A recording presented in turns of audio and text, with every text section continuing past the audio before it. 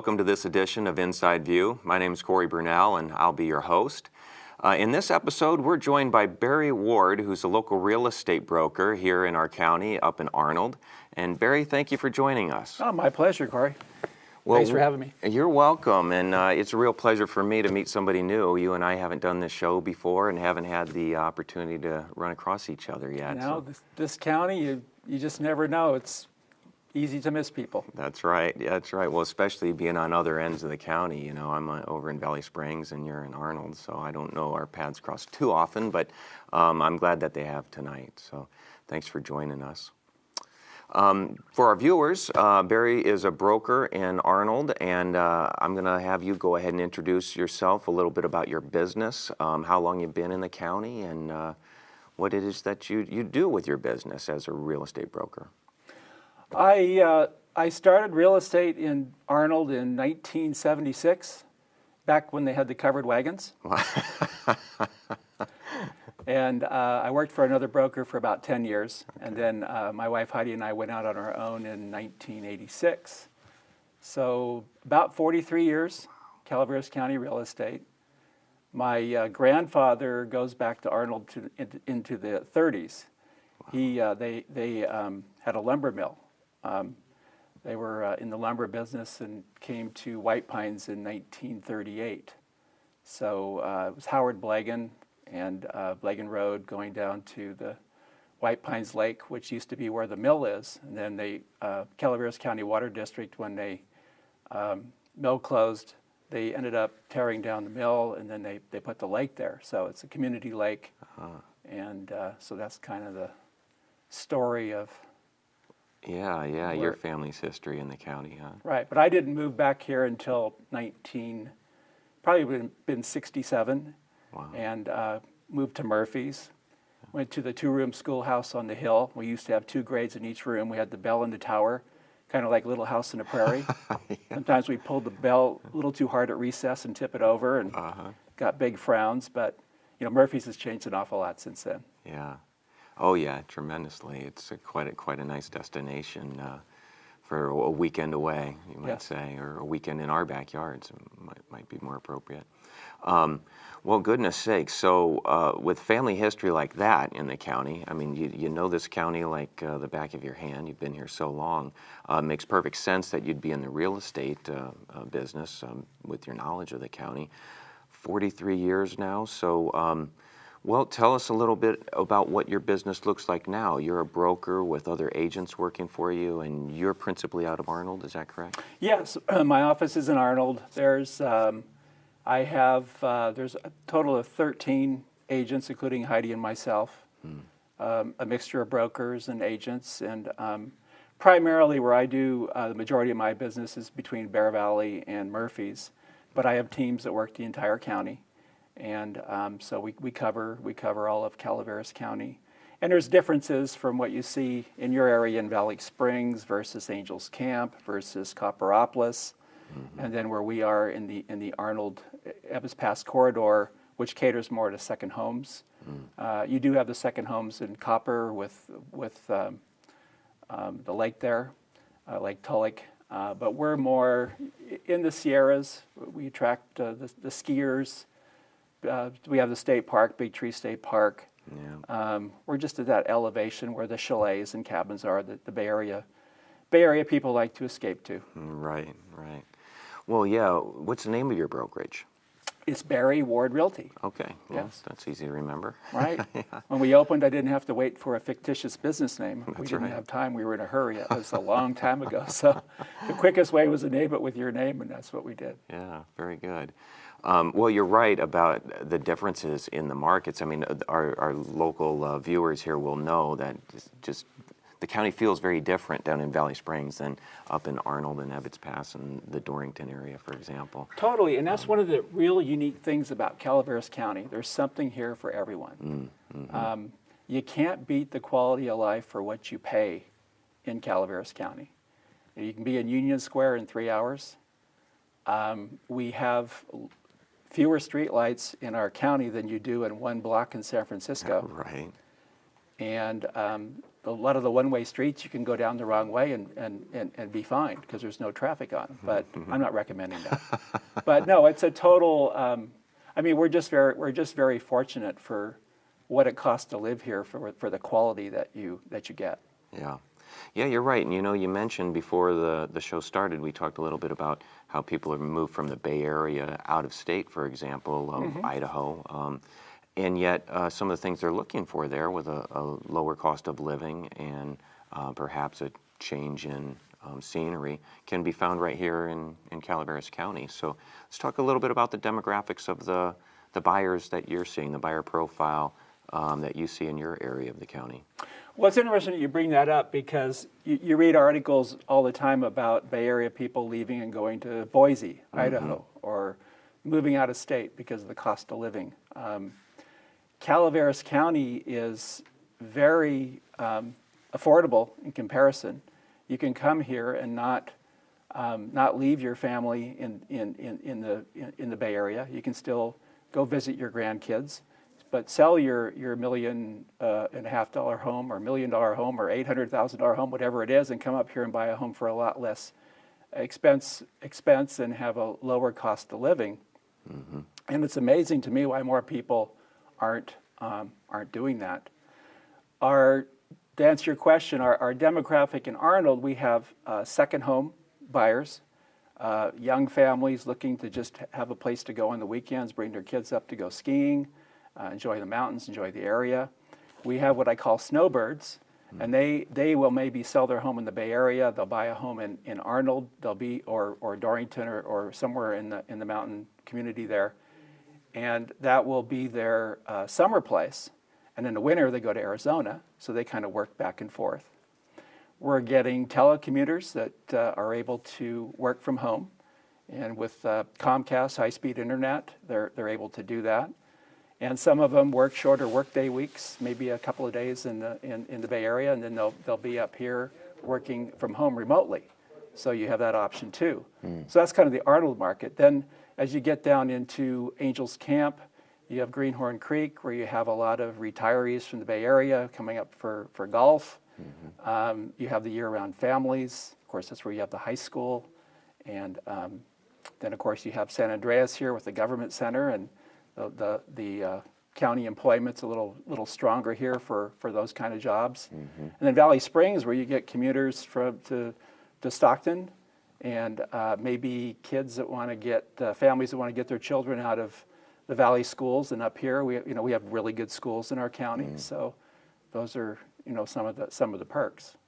Yeah, that's a really good point you make, because being down in Valley Springs, a lot of Rancho Calaveras has a bit of a bedroom community, a lot of commuters right on Highway 26 or 12, and that does make good sense. They're up here for the schools, lower cost of housing.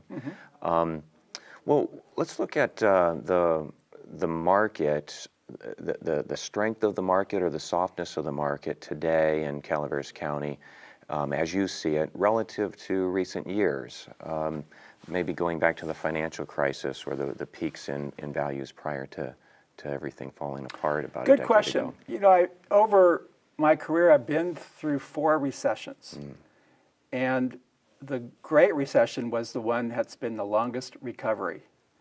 We've had higher inventory, and if I use Blue Lake Springs, for example, I'll just use it as a bellwether.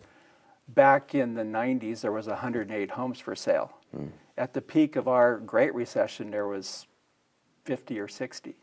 So actually, we had more inventory back then during that recession, but we snapped back quicker, and building came back quicker. So what typically used to happen is whatever was going on in the Bay Area, we would follow 6 months to a year later.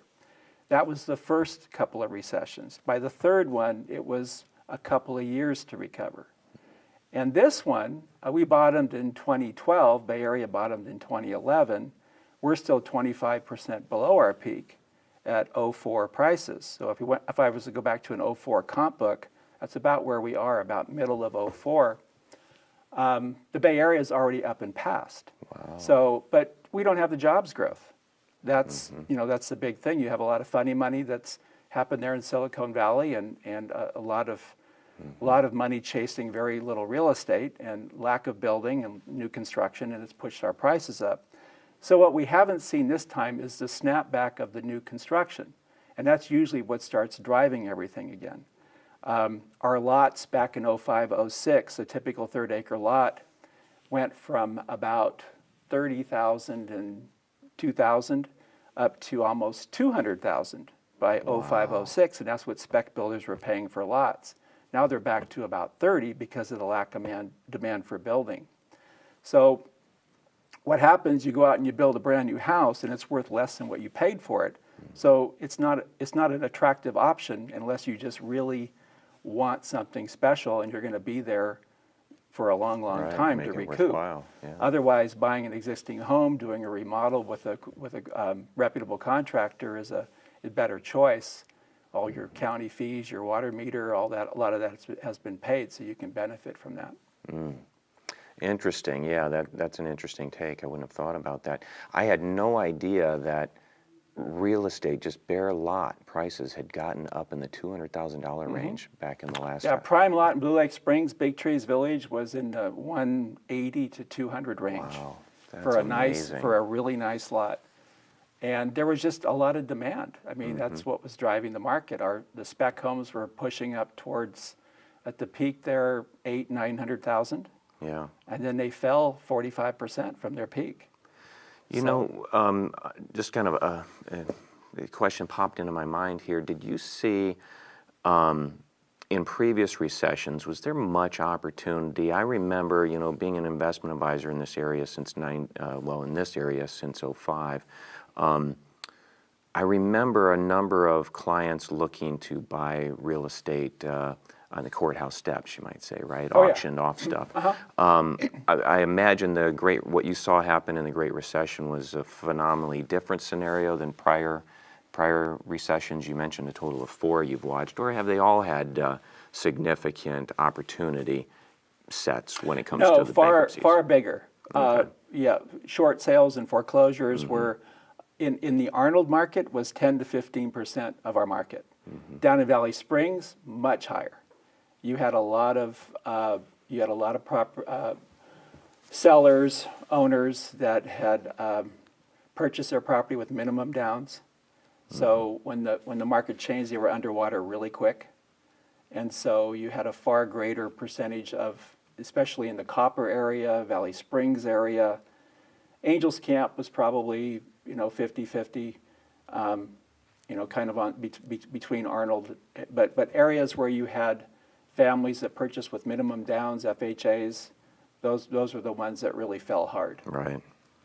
Really fell hard. We have, in the Arnold area, the typical buyer puts more money down, so they have a higher equity position. So, like I said, we did have them, but not at the same rate as the other areas of the county. Yeah, good point. Just speaks to the differences in the demographics buying in different parts of the county. Correct.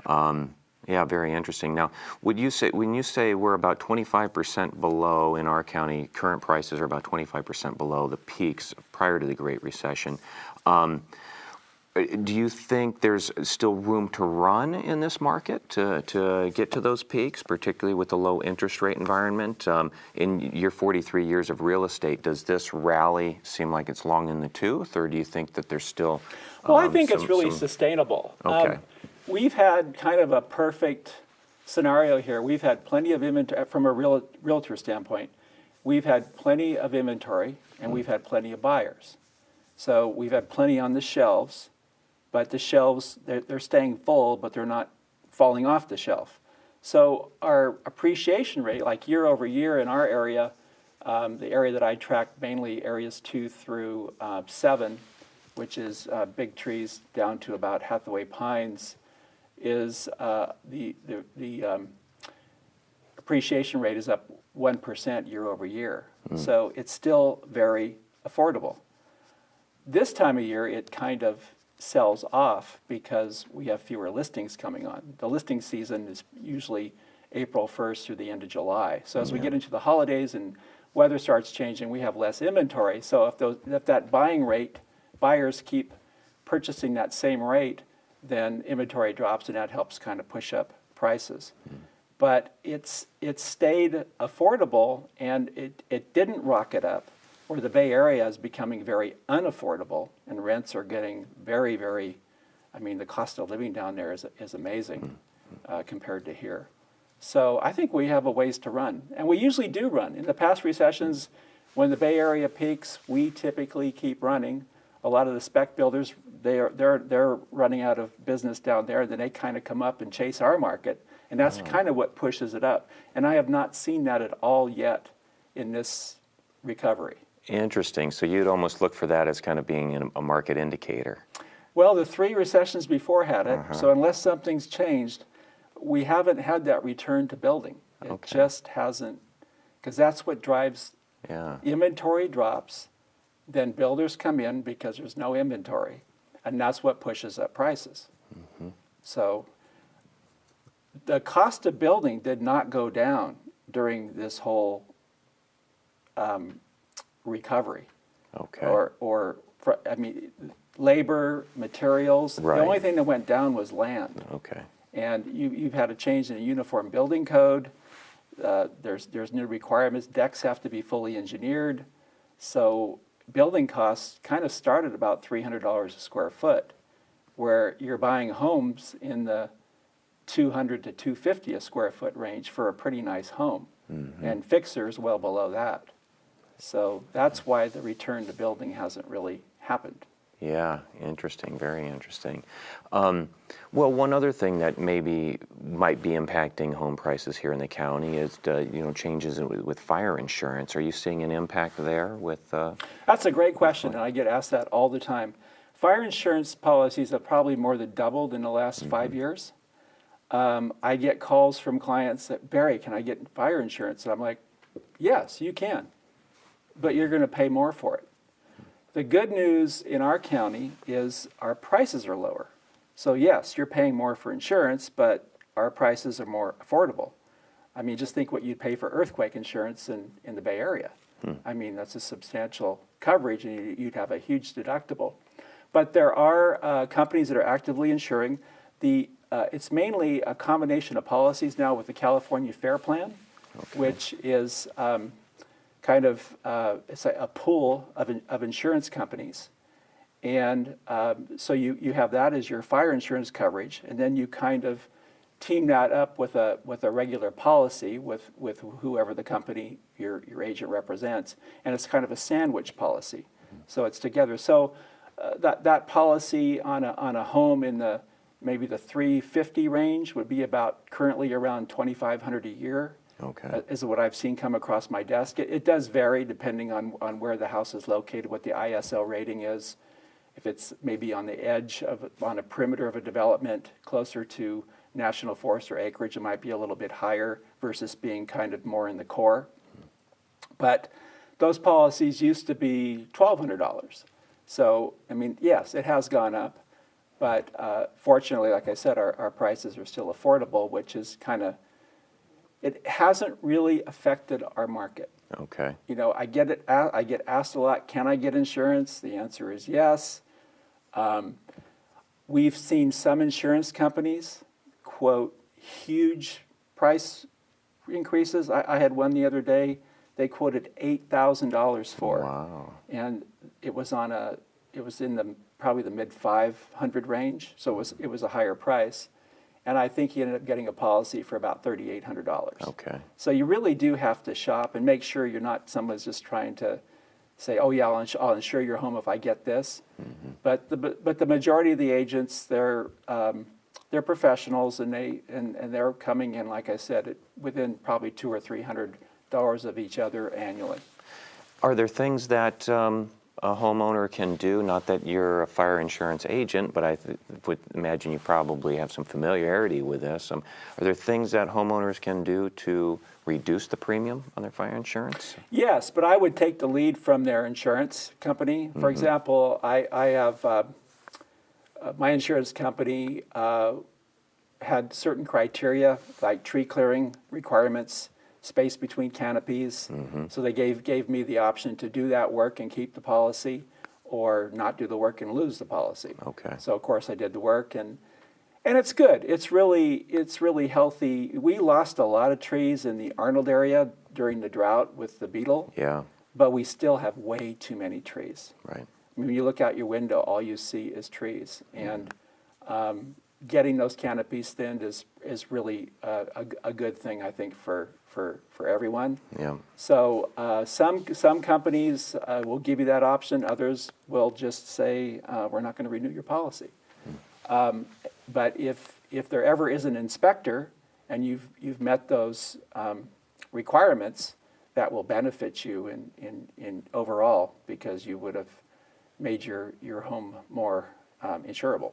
Mm-hmm. Well, on the subject, I suppose, of buyers and seeking out homes here, what are some things you might recommend to them, for example, with regard to inspections and their due diligence when buying a home?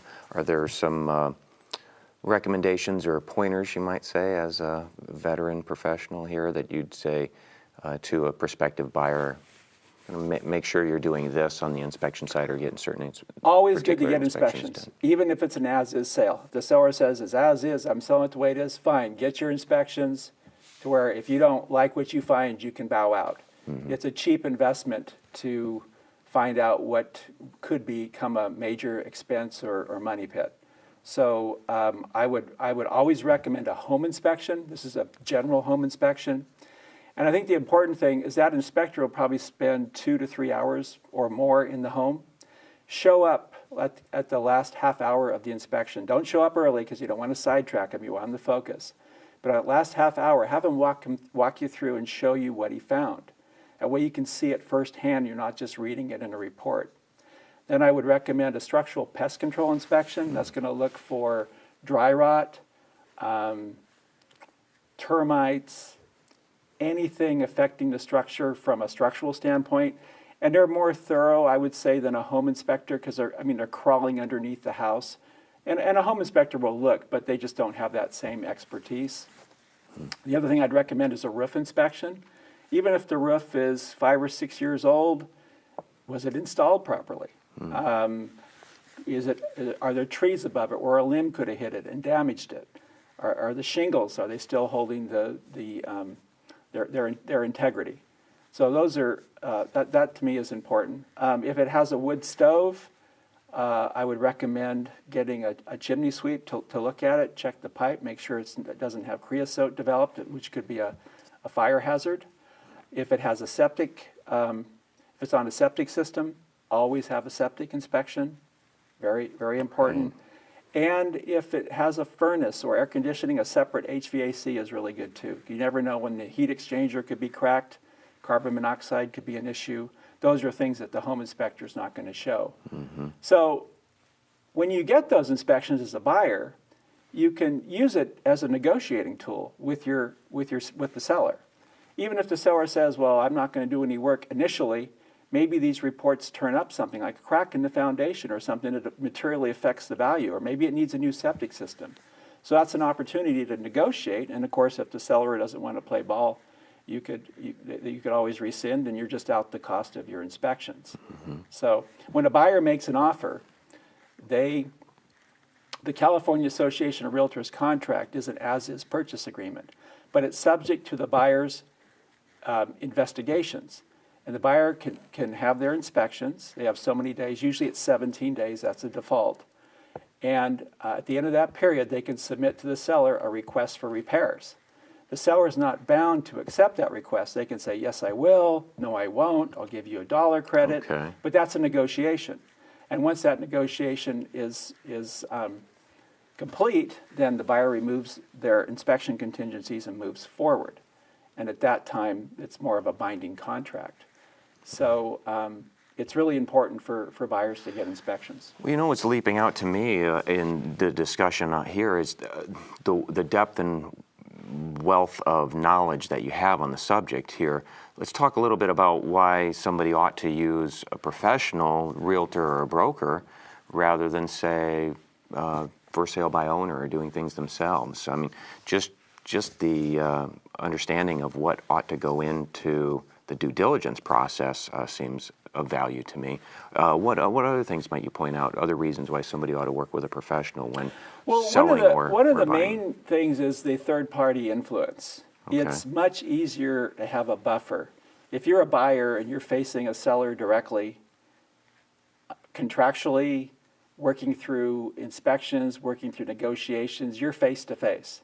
Having the third party as a buffer between having the agents is major for a negotiation. Mm-hmm. You totally can tip your hand, expose yourself, and where an agent can also kind of spot, well, and advise you on, well, what should you do?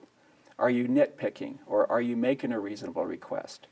Are you gonna upset the seller with what you're asking for, or is what you're asking for reasonable? It's kind of an ear to listen to and provide guidance. I think that's what's really important. That's missing. Yeah, the counsel. Yeah, somebody may object. Well, it's going to cost me to list, for example, with a realtor and a broker, and yet, what might you say to whether they're going to get the best sales price? End up costing them more. Yeah. The commission they save, Mm-hmm. it will be more than if they had listed it and exposed it. For one thing, a buyer looking at a for sale by owner with no commission or brokerage fee is probably still going to want a 3% discount, because they're going to tell the seller, well, you're not paying a fee, Right. so it's not. And so that seller is maybe going to save 3%. But what do they miss? They miss exposure to the whole market of their property. Mm-hmm. Zillow, Trulia, Realtor.com, all of the digital media, websites. I mean, when a buyer goes to search anywhere, think of yourself. What do? You go online and you look. You're thinking of an area, whether it's a vacation, whatever it is. 99% people are going to go online and look. So if you're not in there in that marketing, That's you're right. you're not part of the game. So you're a needle in the haystack. And a lot of times is if you're for sale by owner, you don't know who you're inviting in your home. Somebody knocks on your door. Who are they? A good point. And a lot of times we see people circumvent us because they're trying to work their own deal. Maybe it's an owner finance thing or whatever with the seller, and the sellers have no way to really weed them out. So the other thing is disclosures. There are so many disclosures, from natural hazard disclosures. We're in an area subject to wildfire threat, to the transfer disclosure statement, which is a seller's disclosure statement, to there are just so many minefields you can be stepping in that, from a liability standpoint, Right. that you just don't know. Wow. So I think that alone, for the 3% that they think they're saving with the exposure, they're going to Sounds like a reasonable insurance policy for me right there. Just the liability worries. Barry, I think you and I could do 2 or 3 shows, but we're only on a half-hour show here, and so we've run out of time. So I know we've had your phone number up. If people have further questions that they want to discuss with you and get to know you a little bit better, they can call. But otherwise, Barry Ward Realty, go see Barry and his agents up in Arnold and around the county. And thank you very much for joining us, Barry. Appreciate it. I hope to see you again soon. Thanks for having me. And to our viewers, thank you for watching this edition of Inside View again. We appreciate your viewership. And again, I'm Cory Burnell, your host for this episode.